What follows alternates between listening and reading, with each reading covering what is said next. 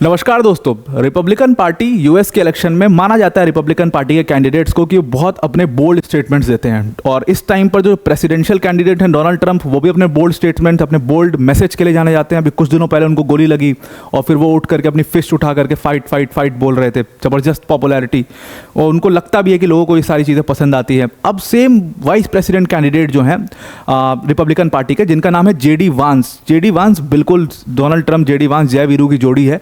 JD वांस भी वैसे ही अपने बोल्ड स्टेटमेंट्स के लिए जाने जाते हैं। तो अभी उन्होंने एक बहुत ज़्यादा बड़ा बोल्ड स्टेटमेंट दे दिया है यूके को लेकर के। कह दिया है कि यूके एक ऐसी इस्लामिक कंट्री है जिसके पास सबसे पहले न्यूक्लियर वेपन आया। अब यूके को यहाँ पर इस्लामिक कंट्री उन्होंने कह दिया। एग्जैक्टली हुआ क्या है कि वो कंजर्वेटिज्म सेंटर है वॉशिंगटन डीसी में, वहाँ पर कंजर्वेटिव्स को अपनी स्पीच दे रहे थे, और उस दौरान उन्होंने कहा कि आज दुनिया के लिए सबसे बड़ा खतरा क्या है। दुनिया के लिए जो सबसे बड़ा खतरा है वो है न्यूक्लियर वेपन, और उस न्यूक्लियर वेपन के बारे में जो बाइडेन की सरकार को कुछ भी नहीं पता है। तो डोनाल्ड ट्रंप की गवर्नमेंट आएगी, वो उसके ऊपर काम करेगी, इसको रोकने के लिए काम करेगी। और उन्होंने फिर एक कहानी बतानी शुरू कर दी कि मैं और मेरा फ्रेंड एक बार डिस्कस कर रहे थे कि अगर दुनिया में देखा जाए तो सबसे बड़ा जो खतरा है वो न्यूक्लियर वेपन है, और न्यूक्लियर वेपन अगर गलत हाथों में है तो उन्होंने कहा कि ऐसी कौन सी इस्लामिक कंट्रीज़, हम काउंट करने लगे कि ऐसी कौन सी इस्लामिक कंट्रीज़ हैं जिनके पास न्यूक्लियर वेपन्स सबसे पहले आए। तो उन्होंने कहा may be it will be Iran, but फिर उनको ध्यान में आया, उन्होंने कहा शायद पाकिस्तान ऑलरेडी काउंट्स, क्योंकि पाकिस्तान के पास है न्यूक्लियर वेपन। फिर उन्होंने कहा no, it's not Iran, neither Pakistan, ये तो यूके है। और अगर जब से ये लेबर पार्टी ने टेक ओवर कर लिया है यूके की पॉलिटिक्स पर, तब से UK is that Islamic country जिनके पास सबसे पहले न्यूक्लियर वेपन आए थे 1952 में। अब यहाँ से एक बहुत बड़ा सवाल खड़ा होता है कि at the first place JD वांस ने ऐसा कहा क्यों। अब यूके जो है वो एक इस्लामिक कंट्री तो बिल्कुल भी नहीं है, आपको भी पता होगा, हमें भी पता है, बट उन्होंने ऐसा क्यों कह दिया कि ये यूके जो है एक इस्लामिक कंट्री है। अब इस चीज़ को आपको समझना पड़ेगा कि उन्होंने क्या सोच करके कहा, लेबर पार्टी को क्यों एक इस्लामिक पार्टी या प्रो इस्लामिक पार्टी बोला।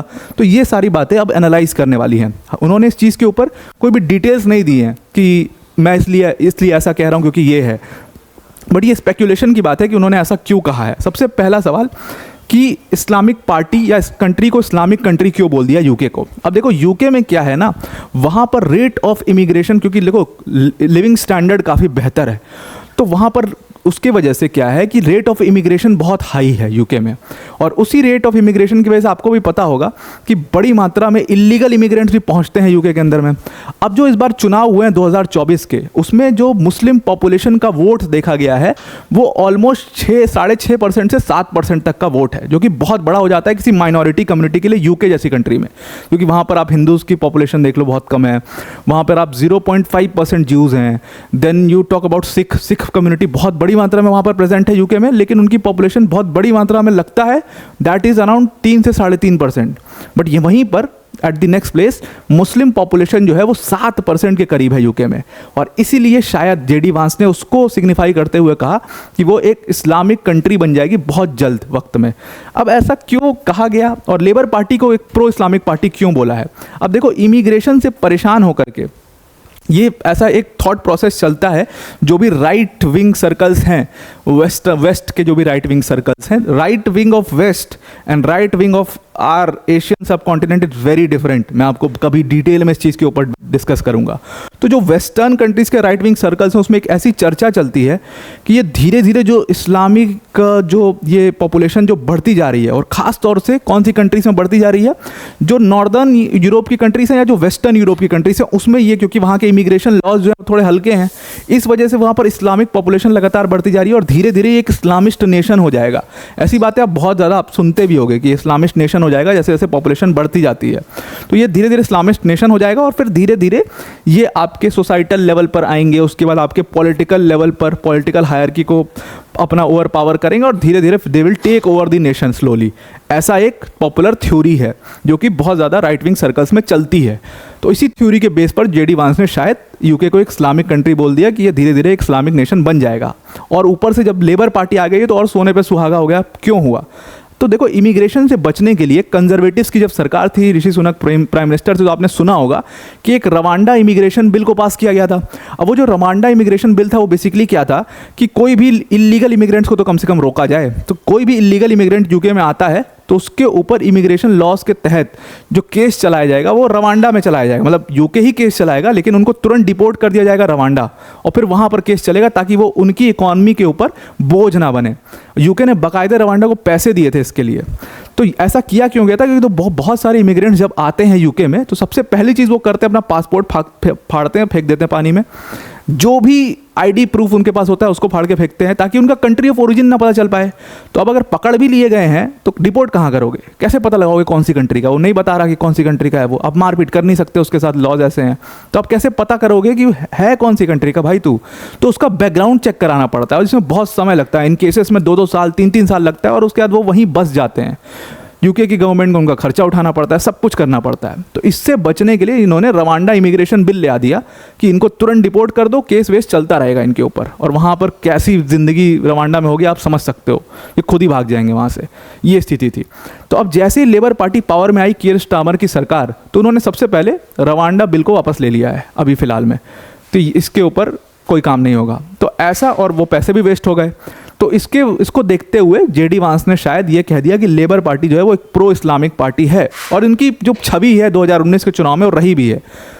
लेकिन आज की डेट में वो छवि चेंज हो चुकी है। अब 2019 के चुनाव में लेबर पार्टी जो थी उसको कम से कम 80% मुस्लिम वोट मिले थे, लेकिन फिर भी लेबर पार्टी बुरी तरीके से यूके में हार गई थी। तो लेबर पार्टी में जब कीर स्टारमर ने उस अपना पद संभाला है, उस पार्टी को पूरा संभाला है, तो उनको ये समझ में आ गया कि हम 6.5% या 7% की राजनीति करके पावर में नहीं आ सकते यूके में। आपको मेजॉरिटी की पॉलिटिक्स करनी पड़ेगी ना, माइनॉरिटी की पॉलिटिक्स से आप पावर में आ जाओ, दैट इज़ नॉट पॉसिबल। कुछ सीट्स जरूर आप जीत जाओगे, लेकिन कुछ सीट्स आपकी इंटैक्ट रहेंगी, लेकिन जरूर आप मेजॉरिटी सीट्स हारोगे। और वही हुआ 2019 के चुनाव में, बुरी तरीके हारे से लेबर पार्टी वाले। तो उसको इन्होंने चेंज करने के लिए आप देखिए कि अपनी पॉलिटिक्स को चेंज किया और उसके बाद 2024 के चुनाव में इजराइल को सपोर्ट करना, इजराइल के पास राइट है सेल्फ डिफेंस का, ये सारी चीज़ें कह के मुस्लिम पॉपुलेशन उससे काफ़ी नाराज़ हुई। लेकिन मेजॉरिटी पॉपुलेशन जो क्रिश्चियंस भी थे या जो ज्यूज़ भी थे, जो एंटी इस्लामिक लोग थे, वो काफ़ी खुश हुए। राइट विंग सर्कल काफ़ी खुश हुआ, जिसकी वजह से जो लोग कभी वोट नहीं करते थे लेबर पार्टी को, उन्होंने लेबर पार्टी को वोट करना शुरू किया। उन्होंने माना कि नहीं ये प्रो इस्लामिक पार्टी नहीं है, ये प्रो यूके पार्टी है, इसको वोट करते हैं। तो उसके बाद आप देखो कि जब ये 2024 के चुनाव हुए तो जहाँ जहाँ पर 30% से ज़्यादा जनसंख्या थी मुस्लिम पॉपुलेशन की, वहाँ ये सीट हार गए। जैसे लेस्टर में देखिए आप हारे, बर्मिंघम में हार गए, बर्मिंघम के अलावा ब्लैकबर्न में हार गए। जहाँ जहाँ पर मुस्लिम पॉपुलेशन 10% से 30% तक थी, वहाँ पर ये अपनी सीट्स हार गए, लेकिन मेजॉरिटी सीट्स जीत गए और अपनी सरकार भी बनाई। तो आज की जो इनकी छवि है वो एंटी मुस्लिम की है। और ये कई बार अपने सवालों को भी डॉज करते हैं। जब एक पत्रकार ने इनसे पूछा था कि आप ऐसे आप एंटी मुस्लिम स्टेटमेंट्स आप दे रहे हैं, लेकिन आपकी तो पॉलिटिक्स, आपकी पार्टी की पॉलिटिक्स तो बहुत प्रो मुस्लिम रही है पहले चल करके। तो उन्होंने कहा कि नहीं ऐसा कुछ नहीं है। उन्होंने उस सवाल को डॉज कर दिया। उन्होंने कहा उन लोगों ने हमारे लिए इस बार वोट किया जो कभी वोट नहीं करते हमारे लिए। तो इसका कहने का मतलब क्या था कि हमने अपना स्टांस, पूरी पॉलिटिक्स का स्टांस चेंज किया है कहीं ना कहीं। तो वो आपको यहाँ पर कीर स्टारमर की पॉलिटिक्स में चेंज नज़र आएगा। और तो ये जो जेडी वांस ने कहा है, जिस बेसिस पर कहा होगा, वो चीज़ अब चेंज होती हुई नज़र आ रही है यूके के अंदर में।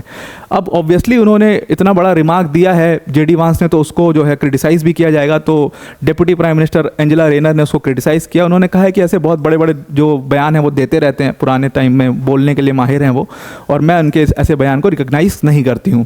अब जेडी वांस की अगर आप पॉलिटिक्स देखोगे तो he is very vocal into the politics. आप 2019, 20, 21 में के टाइम, 21 तक में के पहले जब देखोगे तो वो इवन डोनाल्ड ट्रंप को बहुत क्रिटिसाइज करते थे। वो कहते थे कि Donald Trump is America's Hitler. वो ऐसा बड़ा स्टेटमेंट, वो और उनकी वाइफ जो है वो इंडियन अमेरिकन है, वो भी बहुत बड़े स्टेटमेंट दिया करती थी।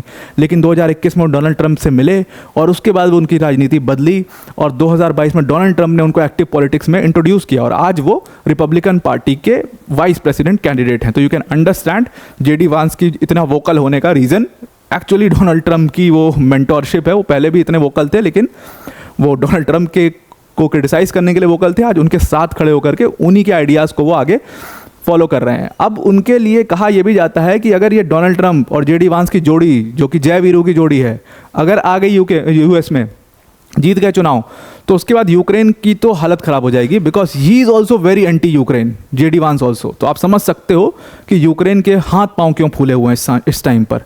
तो आई होप आपको ये पूरा आर्टिकल समझ में आ गया होगा, ये इस्लामिक कंट्री यूके को क्यों बोला है जेडी वांस ने, वो सारी चीज़ें समझ में आ गई होंगी। वीडियो को एंड करने से पहले अनअकैडमी टीम की तरफ से एक बहुत बड़ी अनाउंसमेंट है। अगर आप यूपीएससी सीएससी 2025 का एग्ज़ाम पूरी मेहनत और लगन के साथ देना चाहते हो तो अनअकैडमी ने अब आपके लिए राहें बहुत आसान कर दी हैं। मतलब जिस यूपीएससी सीएससी की प्रिपरेशन में आपके 1 लाख 1.5 लाख तक पैसे खर्च हो जाते थे, उसमें अनअकैडमी ने बिगेस्ट एवर प्राइस ड्रॉप करके उस कोर्स फीस को सिर्फ और सिर्फ 29,999 कर दिया है। मतलब इस प्राइस में आपको इंडिया के top educators like Mrinal sir, like Prateek sir, like Madhukar sir, Sudarshan sir जैसी फैकल्टीज आपको यहाँ पर पढ़ा रही होंगी। आपका जीएस, सीसैट, टेस्ट सीरीज सारा कुछ इसमें कवर कराया जाएगा। 1-to-1 मेंटोरशिप तक इसमें अवेलेबल है। तो आपको कुछ भी बाहर से लेने की इसमें ज़रूरत नहीं है।